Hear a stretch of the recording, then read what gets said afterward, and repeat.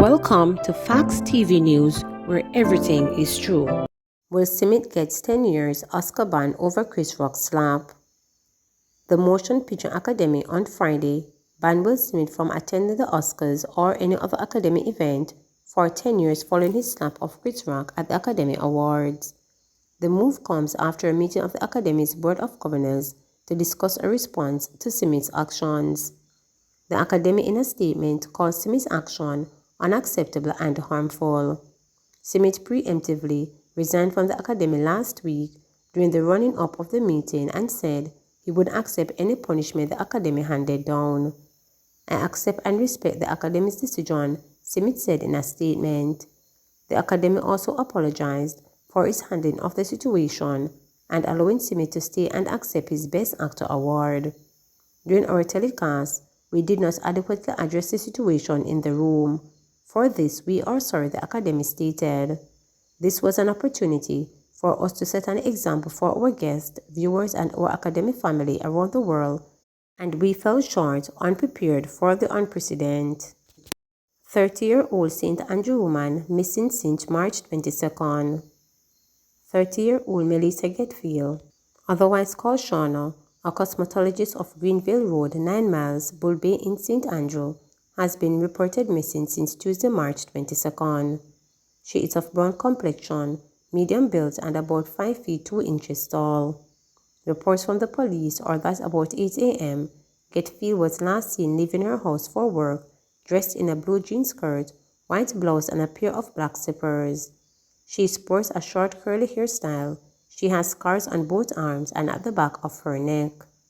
Anyone knowing the whereabouts of Getfield is being asked to contact the Bull Bay Police Station at 876-967-6810, Police 119 emergency number, or the nearest police station. Davian Bryan charged with rape of Portland woman. 34-year-old Davian Bryan of Norwich District, Portland, who was named as the parish most wanted, has been charged with rape, forcible abduction, and grievous sexual assault. It is being alleged that on Thursday, March 10, Bryan abducted a woman while she was walking along a roadway and pulled her into bushes where he assaulted and raped her.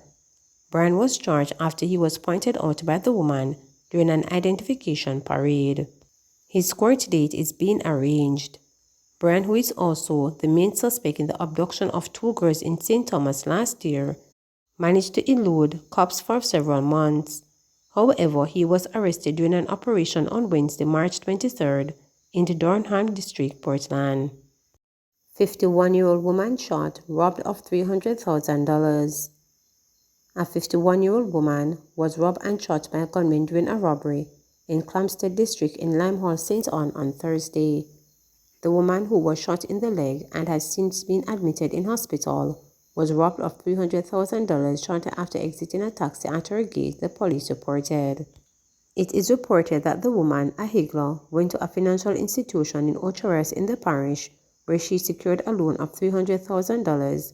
She was reportedly issued a check. She then went by a nearby bank where she encashed the check. Police said the woman took a taxi from Ocharas and went to St. Anne's Bay.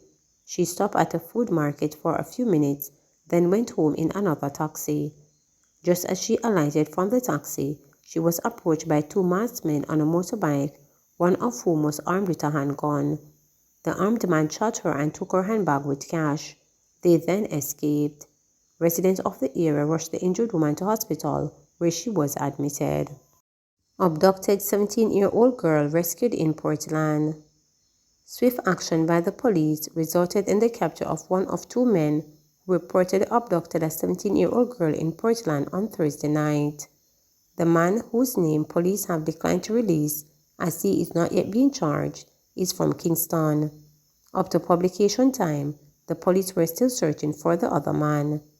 Police said about 7 p.m., the teen was abducted in Port Antonio, where she resides, by 2 men traveling in a Great Toyota Probox motor car. Residents reported the abduction to the police, who set up a roadblock for the men. The car was reportedly intercepted by the Castleton police and the female was rescued. The detained man, who was driving the car, was taken into custody, but the other man fled. Jamaican cop pleads guilty to drug charges in U.S. Shelly Allen, the Jamaican cop who smuggled cocaine in her vagina into the United States, has pleaded guilty to drug charges. Allen, 42, was convicted in a Florida federal district court for importing drugs, said the district attorney's office for the Southern District of Florida. She faces up to 40 years in prison and is to be sentenced on June 15. Allen is also facing allegations that she is the leader of a lottery scamming syndicate that fleeced 20 mainly elderly Americans out of US $1.69 million. As part of her guilty plea, admitted that on February 3rd she arrived at Fort Lauderdale Hollywood International Airport on a flight from Montego Bay. An inspection by U.S. Customs and Border Protection (CBP) revealed that Allen had a package of cocaine inside her vagina and a package of cocaine inside each of her bra cups. Allen also had 90 pellets of packaged cocaine inside her stomach, which she had swallowed. CBP officers took Allen to a local hospital where she expelled the 90 pellets. In total, Allen had over 1,000 grams of cocaine and/or inside her body when she entered the United States, about 20 in her vagina, about 143 grams in her bra, and about 690 grams inside her stomach. Allen worked for the Jamaica Constabulary Force over the past 18 years. She was suspended following her arrest. 4 murder accused freed after 12 years. 4 men who have been in custody for 12 years were freed in the Supreme Court on Wednesday. Nevada Lions Jermaine Myers, Dacian Pellington, and Gerald Robinson were found not guilty of a quadruple murder that occurred on May 24, 2010 on Whitfield Avenue, St. Andrew. The 4 were freed after Justice Leon Pusey said the prosecution had not proven its case beyond a reasonable doubt. The accused men, who had been in custody since July 2010, awaiting trial, opted to have their matter conducted by a judge alone. Those killed were Marlon Tate, Wesley Nuggles, Ryan Brown, and Romy Hamilton. The trial, which started on March 7, 2022, saw weeks of evidence being presented. The prosecution alleged that the accused were part of a gang that, during the Tivoli Gardens incursion in May 2010, invaded Whitfield Avenue and murdered the 4 men. It was further alleged that the houses of the deceased were set on fire and their bodies badly burnt. During the trial, the first prosecution witnesses told the court he was instrumental in transporting the accused men and had witnessed their deeds. Another witness said she was unable to make an identification because the men at the time were masked. This resulted in Myers being freed earlier during the case. Concerns were expressed about the reliability of the witnesses given all that has been written in cross-examination by defense lawyers.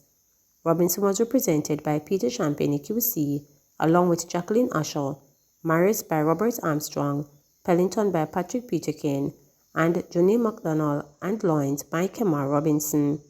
The accused men, through their attorneys, denied being involved. Robinson had called a witness who told the court that the first witness for the prosecution could not have seen the murders as he was with her at the time at a different location.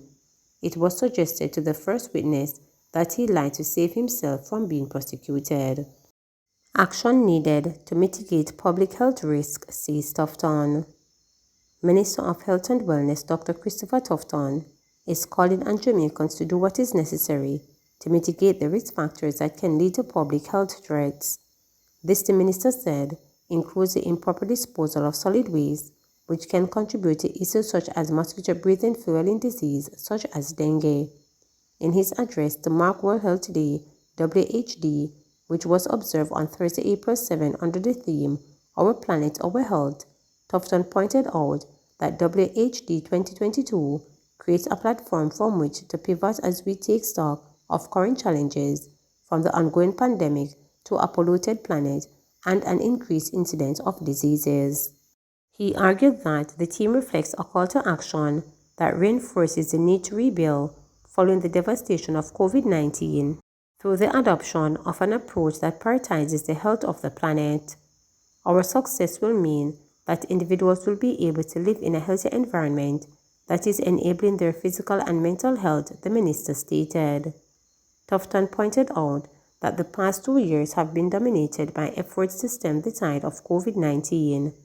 Large amounts of resources have been mobilized to drive interventions to prevent serious illness, hospitalization, and/or death. We need now to commit to a similar level of efforts to raising awareness and finding solutions to the other issues affecting our health, not the least of these, the health of the environment, he said. Tufton cited data from the World Health Organization (WHO), which he said shows globally an estimated 1 million premature deaths per year are attributable to non-avoidable environmental risk. The improper disposal of waste also contributes to clogging drains and sewage systems, which can cause flooding, leading to loss of lives and the destruction of property. Garbage in our drains can also make its way into the sea, from which it can destroy marine life, Tufton lamented. The minister contended that the resolution needed goes beyond the scope of the health sector. He is therefore calling for a whole-of-society approach to building a healthier Jamaica and, by extension, a healthier world, which he indicated would be an effective response. Little London Market to be restored, says Mackenzie. The Minister of Local Government and Rural Development is exploring options to revitalize the Little London Market in Westmoreland, Minister Desmond Mackenzie stated. The market is currently leased for other activities, promoting vendors to plant their wares on the streets of the town.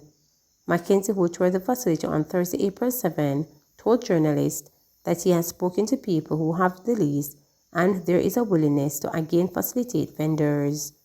The technical team from the local government will be working to design and come up with a structure that we can take them off the streets, put them into the premises, put in some stalls and cover the area so that they can ply their trade in a way that they ought to, the minister stated. I spoke with vendors and they are willing to move because they are selling out in the open sun and it is really not conducive for them, he added. At the same time, Mackenzie said government is focused on addressing the road, water and housing needs of the parish in a timely manner. We are putting in water in communities through rural water. Rural electrification is now coming in to provide wiring for various communities. So the Andrew Holness-led administration is doing a sort of things here in Westmoreland. I can only say to the people in Westmoreland that we can't do it overnight. It's going to take us some time, but at least we have started, Mackenzie explained. Additionally, he noted that he has been meeting with Negro Chamber of Commerce and other private entities to explore ways to tackle further development and change in Western Westmoreland. Mackenzie also toured the Grangehill Market and took part in the groundbreaking ceremony for the Little London Police Station. Please remember to subscribe, like, share, and click the notification bell for daily updates.